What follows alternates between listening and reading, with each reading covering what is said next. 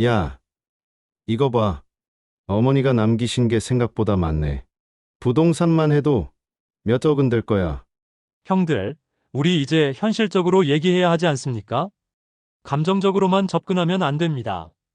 그럼 나는 어머니와 함께 살면서 뒷바라지를 했는데 그건 계산 안 하나? 어머니의 영정 앞에서 벌어진 이 대화를 듣는 순간 저는 온몸이 굳어지는 것을 느꼈습니다. 안녕하세요. 저는 사남매 중 막내입니다. 올해 48세로 평생 말수가 적고 형들과 다투기보다는 양보하며 살아왔습니다. 그런 제가 오늘 여러분께 들려드릴 이야기는 저희 가족에게 일어난 충격적인 일입니다. 장례식이 끝나기도 전에 시작된 형제들의 유산 다툼. 돈 앞에서 가족이 얼마나 낯설게 변할 수 있는지 저는 그때 처음 알았습니다. 평생을 가족을 위해 헌신하신 어머니의 마지막 유산 앞에서 우리는 가족이기를 포기하고 말았습니다. 부모님이 돌아가신 후 형제 자매들과 유산 문제로 갈등을 겪어보신 적이 있으십니까? 많은 가정에서 일어나는 일이지만 정작 당사자가 되면 어떻게 해야 할지 막막하기만 합니다. 이 이야기를 끝까지 들으신다면 진짜 유산이란 무엇인가에 대해 다시 생각해 보시게 될 것입니다. 이곳은 사연 노후입니다. 좋아요와 구독은 다음 세대에게 지혜를 전하는 힘이 됩니다. 여러분의 작은 관심이 더 많은 의미 있는 이야기를 만들어갑니다. 이제 저희 가족에게 일어난 그날의 이야기를 들려드리겠습니다. 그 이야기를 들려드리기 전에 먼저 저희 어머니가 어떤 분이셨는지 말씀드려야겠습니다. 어머니는 평생을 우리 가족을 위해 헌신하신 분이었습니다. 매일 새벽 4시면 일어나 아버지 출근길 도시락을 싸시고 우리 넷이 학교 갈 준비를 다 마치고 나서야 당신 식사를 하셨습니다. 아버지 월급만으로는 내 아들을 키우기가 빠듯했기 때문에 어머니는 밤늦게까지 동네 사람들 옷 수선 일을 하시며 용돈을 벌어 우리 교육비를 대주셨습니다. 그 작은 바느질 바구니는 어머니의 일터이자 우리 가족의 희망이었습니다. 아프실 때도 병원에 가시기보다는 우리가 아플까봐 더 걱정하셨고 당신 옷 하나 제대로 사 입지 않으시면서도 우리에게는 늘 부족함이 없도록 해주셨습니다. 형제끼리 사이좋게 지내라는 말씀을 입버릇처럼 하셨던 어머니. 그런 어머니가 돌아가시고 나서 벌어진 일은 정말 충격적이었습니다. 어머니가 돌아가시고 우리 넷은 처음부터 평탄하지 않았습니다. 장례식이 끝나기도 전에 큰형은 재산 목록부터 꺼내들었고 셋째는 땅 문서만 물고 늘어졌습니다. 야, 이거 봐. 어머니가 남기신 게 생각보다 많네. 부동산만 해도 몇 억은 될 거야. 큰형의 목소리에는 슬픔보다는 계산이 앞서 있었습니다. 둘째 형은 조용했지만 눈빛만은 예사롭지 않았습니다. 셋째는 아예 대놓고 말했습니다. 형들, 우리 이제 현실적으로 얘기해야 하지 않습니까? 감정적으로만 접근하면 안 됩니다. 저는 막내였습니다. 어릴 적부터 말수도 적고 다툼보다는 양보를 선택해왔습니다. 그날도 형들이 다투는 모습을 그저 지켜만 보고 있었습니다. 어머니의 영정 앞에서 벌어지는 이 광경이 너무나 낯설고 씁쓸했습니다. 평생 우리를 하나로 묶어주시던 어머니가 계시지 않자 우리는 이렇게 쉽게 흩어져 버리는 건가 싶었습니다. 며칠 후 우리는 정식으로 모여 유산 분할 회의를 가졌습니다. 큰형이 준비한 자료에는 부동산, 예금, 보험금까지 세세하게 정리되어 있었습니다. 총 재산이 한 8억 정도 되니 4등분하면 각자 2억씩 나오겠네. 그 순간 셋째가 반박했습니다. 잠깐만요, 형. 저는 어머니 병원비를 제가 많이 댔습니다. 그리고 장례 비용도 거의 제가 다 처리했고요. 이런 것들은 고려가 안 됩니까? 둘째 형도 끼어들었습니다. 그럼 나는 어머니와 함께 살면서 뒷바라지를 했는데 그건 계산 안 하나? 순식간에 회의실 분위기가 얼어붙었습니다. 큰형은 차가운 목소리로 자신이 10여 년간 부모님께 드린 용돈을 정확히 계산해보자고 했습니다. 셋째도 질세라 어머니 수술비로 자신이 낸 3천만 원을 어떻게 계산할 것인지 따졌습니다. 둘째 형은 조용히 듣고 있다가 돈으로만 따질 거냐며 10년 넘게 어머니와 함께 살면서 병원에 모시고 다니고 식사를 챙겨드린 것들은 돈으로 계산이 되느냐고 반박했습니다. 그 순간 저는 정말 참담했습니다. 이게 우리 가족의 모습인가 싶었습니다. 평생 우리를 사랑으로 키워주신 어머니 앞에서 우리는 마치 사업 파트너들이 손익을 따지듯 서로를 바라보고 있었습니다. 저는 그저 가만히 앉아서 형들의 이야기를 들었습니다. 평소처럼 아무 말도 하지 않았습니다. 어차피 제가 뭘 말해도 달라질 게 없을 것 같았거든요. 막내인 저에게는 발언권조차 없는 것 같았습니다.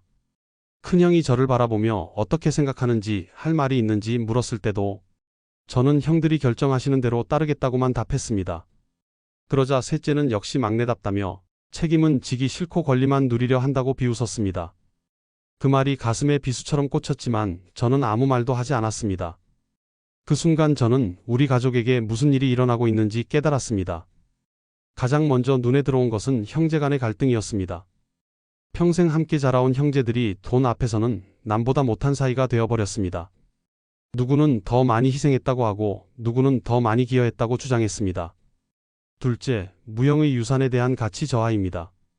어머니의 정, 추억, 마음 같은 것들은 아무도 중요하게 여기지 않았습니다. 오직 돈으로 환산할 수 있는 것들만이 가치 있다고 생각했습니다.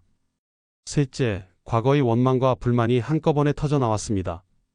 형은 항상 부모님한테 더 사랑받았잖아. 동생은 철없이 놀기만 했으면서 뭘 같은 어릴 적 감정들까지 모두 수면 위로 올라왔습니다. 회의는 3시간 넘게 이어졌습니다. 형들은 부동산과 예금, 보험을 나누며 서로 눈치를 보았습니다. 계산기를 두드리고 법적 절차를 논하고 세금 문제까지 거론했습니다. 그런데 누구도 어머니가 평생 쓰시던 낡은 바느질 바구니에는 관심을 두지 않았습니다. 어머니의 옷장 한켠에 놓여 있던 그 작은 바구니 말입니다. 어머니는 평생 그 바구니와 함께 하셨습니다. 우리 교복 단추가 떨어지면 그 바구니에서 실과 바늘을 꺼내 꿰매 주셨고 겨울이면 털모자를 떠주시며 그 바구니를 옆에 두셨습니다. 그 순간 저는 조용히 말했습니다. 형들 저는 그거 하나만 가져갈게요. 형들은 피식 웃으며 말했습니다. 에이, 그런 건 그냥 가져가. 누가 뭐라고 하겠어. 값어치도 없는 걸. 막내답네. 여전히 순진해. 저는 아무 말 하지 않았습니다. 그저 고개를 끄덕이며 그 바구니를 품에 안았습니다. 집으로 가는 길, 저는 바구니를 바라보며 생각했습니다. 이 안에 뭐가 들어있을까? 혹시 그냥 낡은 실과 바늘뿐일까? 솔직히 큰 기대는 하지 않았습니다. 형들 말처럼 그냥 값어치 없는 물건일 가능성이 높다고 생각했거든요. 집에 도착해 책상 위에 바구니를 올려놓고 한참을 바라만 보았습니다. 왠지 열기가 망설여졌습니다.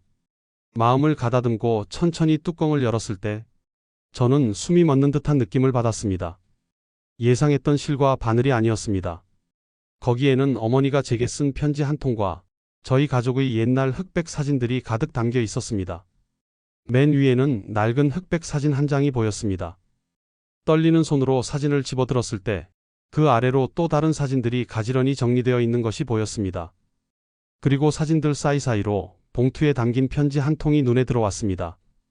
봉투에는 또박또박한 어머니의 글씨로 제 이름이 적혀 있었습니다. 실과 바늘 사이사이로 끼워진 사진들을 하나씩 꺼내면서 저는 가슴이 먹먹해지는 것을 느꼈습니다. 첫 번째 사진은 제가 초등학교에 입학하던 날이었습니다. 어머니가 제 손을 잡고 서 계신 모습이 담겨 있었습니다. 두 번째는 고등학교 졸업식 날, 세 번째는 제가 첫 직장에 들어가던 날의 사진이었습니다. 모든 사진 뒤에는 어머니의 손글씨로 날짜와 함께 짧은 메모가 적혀 있었습니다. 우리 막내 처지 입학. 얼마나 자랑스러운지. 고등학교 졸업. 이제 정말 어른이 되는구나. 저 직장. 엄마는 내가 너무 대견하다. 그리고 바구니 맨 아래에는 봉투에 담긴 편지가 있었습니다. 어머니의 친필로 제 이름이 적힌 편지였습니다. 손이 떨렸습니다. 편지를 펼치는 순간 어머니의 목소리가 들리는 것 같았습니다. 우리 막내야. 늘 조용하고 착해서 내가 더 챙겨주지 못했구나. 형들은 목소리도 크고 자기 주장도 잘하는데 너는 늘 양보하고 뒤로 물러서기만 했지. 그래서 엄마 마음이 더 안쓰러웠단다. 하지만 엄마는 알고 있었어. 내가 얼마나 깊은 마음을 가지고 있는지, 얼마나 따뜻한 아이인지 말이야. 엄마 마음은 늘 내 곁에 있었다. 이 바구니 안에 담긴 것들은 다 너를 위한 거야. 내가 자라는 모든 순간순간을 엄마가 얼마나 소중히 여겼는지 이 사진들이 말해줄 거야. 내가 이걸 가져가길 바란다. 사랑한다. 우리 막내야. 편지를 다 읽고 나서 저는 한동안 그 자리에 멍하니 앉아 있을 수밖에 없었습니다. 눈물이 쏟아져 나왔습니다. 어머니가 저를 이렇게까지 생각하고 계셨다는 사실이 믿어지지 않았습니다. 왜 진작 이것을 알지 못했을까? 왜 어머니가 살아계실 때 더 많은 대화를 나누지 못했을까? 후회가 밀려왔습니다. 동시에 형들과 벌인 그 추악한 다툼이 얼마나 부끄러운 일이었는지 깨달았습니다. 어머니는 돌아가시기 전까지도 우리를 걱정하고 계셨습니다. 우리가 서로 사랑하며 지내기를 바라셨는데 정작 우리는 유산을 두고 원수처럼 다투고 있었던 것입니다. 한참을 울고 나서야 마음을 추스릴 수 있었습니다. 그날 저는 깨달았습니다. 진짜 유산은 돈이 아니라 평생 우리를 사랑한 어머니의 마음이라는 것을 말입니다. 형들이 그토록 치열하게 나누려 했던 8억이라는 재산도 중요하겠지만 그 돈으로는 절대 살 수 없는 것이 있었습니다. 바로 어머니가 우리 각자를 얼마나 깊이 사랑하고 계셨는지, 우리의 성장 과정을 얼마나 소중히 여기셨는지에 대한 증거들이었습니다. 우리는 종종 남은 재산을 두고 다투지만 사실 가장 소중한 것은 기억과 마음이라는 것을 조금 늦게야 알게 됩니다. 하지만 이 감동을 혼자만 간직하고 있을 수는 없었습니다.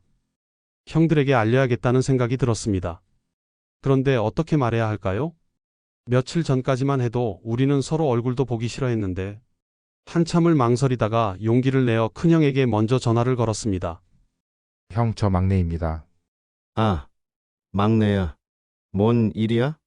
형, 제가 어머니 바구니에서 편지를 발견했습니다. 어머니가 저에게 써주신 편지요. 편지. 무슨 편지? 큰형의 목소리에 의외라는 기색이 묻어났습니다. 혹시 형도 어머니 방에서 형 이름이 적힌 편지 같은 걸 본 적 없으세요? 어머니가 우리 각자에게 편지를 남기셨을 수도 있을 것 같아서요. 잠시 침묵이 흘렀습니다. 잠깐만. 나도 성경책에서 뭔가 봤던 것 같은데. 다시 찾아볼게. 30분 후 큰형에게서 전화가 왔습니다. 막내야. 있다. 정말 있어. 큰형의 목소리가 떨리고 있었습니다. 어머니 성경책을 뒤져본데 요한복음 사이에 봉투가 끼워져 있더라고. 내 이름이 적힌. 막내야. 어머니가 이런 걸 남겨두셨다니. 큰형이 말을 잇지 못했습니다. 평생 눈물을 잘 흘리지 않던 큰형이 전화기 너머로 흐느끼는 소리가 들렸습니다. 저는 둘째 형에게도 전화를 걸었습니다. 형, 혹시 어머니 일기장 같은 거 있으세요? 일기장? 응, 있는데. 왜? 마지막 페이지 좀 확인해 보세요. 잠시 후 둘째 형이 놀란 목소리가 들렸습니다. 이게 뭐야? 내 이름이. 막내야, 이거 어머니 글씨 맞지? 마지막 페이지의 편지가. 셋째에게 전화했을 때는 더욱 극적이었습니다. 화장대 서랍 깊숙이 봐보세요. 왜 거기를? 어머니가 쓰시던 곳인데. 그냥 한번 봐보세요. 5분 후 셋째 형이 다시 전화를 걸어왔습니다. 이거 진짜야? 어머니가 나한테 편지를. 어떻게 알았어? 어떻게 여기 있는 걸 알았지? 셋째의 목소리에도 감격이 가득했습니다. 그 후 우리는 다시 모였습니다. 이번에는 재산 분할이 아니라 어머니의 편지를 함께 읽기 위해서였습니다. 어머니는 우리 각자의 장점을 정확히 보고 계셨고 각자를 똑같이 사랑하고 계셨습니다. 그 순간 우리는 모두 울었습니다. 세상에서 가장 남자다운 큰형도, 평소에 감정 표현을 잘 안 하는 둘째 형도, 항상 밝기만 했던 셋째도 모두 어린 아이처럼 울었습니다. 우리가 그토록 치열하게 싸웠던 재산 다툼이 얼마나 부질없는 일이었는지 깨달았습니다. 어머니는 우리가 서로 다투는 것을 원하지 않으셨습니다. 오히려 우리가 서로 사랑하며 평생 함께 하기를 바라셨습니다. 큰형이 먼저 입을 열었습니다. 우리가 정말 바보 같은 짓을 했네. 어머니가 이걸 보셨다면 얼마나 슬퍼하셨을까. 둘째 형도 말했습니다. 저도 너무 부끄럽습니다. 형제끼리 돈 때문에 다투다니. 어머니가 우리를 어떻게 키우셨는데. 셋째가 눈물을 닦으며 말했습니다. 앞으로는 정말 사이좋게 지내야 합니다. 어머니와의 약속이니까요. 그날 이후 우리는 재산 분할을 다시 논의했습니다. 하지만 이번에는 완전히 다른 방식이었습니다. 서로 더 많이 가지려 하는 것이 아니라 서로 더 많이 양보하려 했습니다. 형이 어머니와 함께 살면서 고생 많이 했으니까 더 가져가세요. 아니다. 너희들도 각자 가정이 있고 아이들 교육비도 많이 드는데 결국 우리는 재산을 똑같이 4등분하기로 했습니다. 그리고 어머니의 물건들은 각자 의미 있는 것들을 나누어 가지기로 했습니다. 저는 바느질 바구니와 함께 어머니가 늘 읽으시던 시집을 가져왔습니다. 큰형은 어머니의 성경책을, 둘째 형은 어머니의 일기장을, 셋째 형은 어머니가 직접 드신 스웨터를 가져갔습니다. 이 물건들은 돈으로 환산하면 몇만 원에 불과할지도 모릅니다. 하지만 우리에게는 그 어떤 재산보다도 소중한 보물이 되었습니다. 이 경험을 통해 저는 많은 것을 배웠습니다. 유산 상속에서 정말 중요한 것이 무엇인지, 가족이라는 것이 얼마나 소중한지 말입니다. 첫째, 진정한 유산은 물질이 아니라 마음입니다. 부모님이 우리에게 남겨주신 가장 큰 유산은 사랑입니다. 그 사랑 안에서 우리가 성장할 수 있었고, 지금의 우리가 될 수 있었습니다. 둘째, 가족의 소중함을 돈으로 계산해서는 안 됩니다. 형제자매는 세상에서 가장 오래 함께할 사람들입니다. 부모님이 돌아가신 후에는 서로가 서로에게 가장 가까운 가족이 됩니다. 이런 관계를 돈 때문에 망치는 것은 정말 어리석은 일입니다. 셋째, 부모님의 진짜 유언은 따로 있습니다. 법적인 유언장보다 더 중요한 것은 평생에 걸쳐 우리에게 보여주신 삶의 모습입니다. 어머니는 늘 말씀하셨습니다. 형제끼리 사이좋게 지내라. 이것이 진짜 유언이었습니다. 그 후 1년이 지났습니다. 우리 형제들은 정말 달라졌습니다. 한 달에 한 번씩은 꼭 만나서 식사를 함께 합니다. 어머니 기일이나 명절에는 모두 모여서 어머니를 그리워하며 이야기를 나눕니다. 그리고 각자가 가져간 어머니의 물건들을 서로에게 보여주기도 합니다. 큰형이 발견한 어머니 성경책의 밑줄 친 구절들, 둘째 형이 읽어준 어머니 일기의 감동적인 내용들, 셋째 형이 입어보는 어머니 손뜨개 스웨터의 따뜻함, 이런 것들을 나누다 보면 우리는 어머니가 아직도 우리 곁에 계신 것 같은 느낌을 받습니다. 큰형은 요즘 자주 말합니다. 우리가 진짜 부자가 된 것 같습니다. 돈으로는 살 수 없는 것들을 이렇게 많이 가지고 있으니까요. 오늘 이야기를 통해 말씀드리고 싶었습니다. 우리가 진정 지켜야 할 유산은 금전이 아니라 가족과 함께한 시간, 그리고 부모의 사랑입니다. 저희 가족이 겪었던 갈등과 화해의 과정을 정리해 보겠습니다. 처음에는 8억이라는 재산 앞에서 형제들이 서로 등을 돌렸습니다. 누가 더 많이 희생했는지, 누가 더 받을 자격이 있는지를 놓고 다투었습니다. 하지만 어머니가 남기신 편지들을 발견한 후 우리는 깨달았습니다. 어머니가 진짜 우리에게 물려주고 싶으셨던 것은 돈이 아니라 서로 사랑하며 평생 함께 하라는 당부였습니다. 혹시 여러분도 부모님이 남기신 작은 물건 하나쯤 무심코 넘기셨던 것은 없으십니까? 낡은 일기장, 오래된 앨범, 손때 묻은 성경책, 평생 쓰시던 안경 케이스. 이런 것들 말입니다. 저는 오늘 여러분께 부탁드리고 싶습니다. 오늘 하루 어머니의 손길이 담긴 그 유산을 다시 한번 꺼내 보시길 바랍니다. 그리고 그 물건들 사이사이에 숨어 있을지 모르는 부모님의 마음을 찾아보시길 바랍니다. 만약 부모님이 아직 살아계신다면 오늘 당장 안부 전화 한 통 드려보십시오. 어머니, 아버지, 사랑합니다라는 말 한마디가 얼마나 큰 선물인지 모릅니다. 그리고 형제 자매가 계신다면 오늘 먼저 연락해 보십시오. 작은 오해나 갈등이 있었다면 용기를 내어 먼저 손을 내밀어 보십시오. 부모님이 가장 원하시는 것은 자녀들이 서로 사랑하며 지내는 것입니다. 저는 이 경험을 통해 진정한 부자가 무엇인지 알게 되었습니다. 진정한 부자는 많은 돈을 가진 사람이 아니라 많은 사랑을 받고 자란 사람입니다. 그리고 그 사랑을 다음 세대에게 전해줄 수 있는 사람입니다. 지금 저는 제 아이들에게 할머니 이야기를 자주 들려줍니다. 할머니가 어떤 분이셨는지, 우리를 얼마나 사랑하셨는지, 그리고 가족이 얼마나 소중한지를 말해줍니다. 그리고 어머니의 바느질 바구니도 아이들에게 보여줍니다. 그 안에 담긴 사진들과 편지를 함께 보면서 할머니의 사랑이 대대손손 이어질 수 있도록 하고 있습니다. 여러분도 마찬가지입니다. 부모님께 받은 사랑을 자녀들에게, 손자, 손녀들에게 전해주십시오. 그것이 바로 부모님이 우리에게 남겨주신 가장 큰 유산을 제대로 활용하는 방법입니다. 돈은 쓰면 없어지지만 사랑은 나누면 나눌수록 더 커집니다. 부모님의 사랑을 기억하고 그 사랑을 다음 세대에게 전하는 것. 이것이야말로 진정한 상속이 아닐까요? 앞으로 우리 형제들은 매년 어머니 생신날에 모여서 어머니를 기리는 시간을 가지기로 했습니다. 그날에는 각자가 어머니로부터 받은 사랑의 기억들을 나누고 그 사랑을 어떻게 다음 세대에게 전할 것인지 이야기할 예정입니다. 여러분의 가정에서도 이런 전통을 만들어 보시는 것은 어떨까요? 부모님을 기리는 날을 정해서 가족들이 모이고 부모님의 사랑과 지혜를 함께 나누는 시간을 가져보십시오. 그런 시간들이 쌓이다 보면 여러분의 자녀들도 진정한 유산이 무엇인지 자연스럽게 배우게 될 것입니다. 오늘 이야기를 마치며 저는 여러분께 한 가지 더 말씀드리고 싶습니다. 우리는 살아가면서 많은 것들을 추구합니다.